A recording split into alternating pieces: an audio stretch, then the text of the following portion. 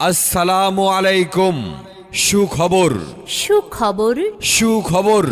সম্মানিত যাত্রীগণ, আপনাদের জন্য আছে এক বিশেষ সুখবর। খাগড়াছড়ির ঐতিহ্যবাহী পরিবহনের নতুন সংযোজন, বিশেষ চেয়ার কোচ সার্ভিস, যা চলবে খাগড়াছড়ি থেকে সাতক্ষীরার শ্যামনগর পর্যন্ত এবং শ্যামনগর থেকে খাগড়াছড়ি পর্যন্ত।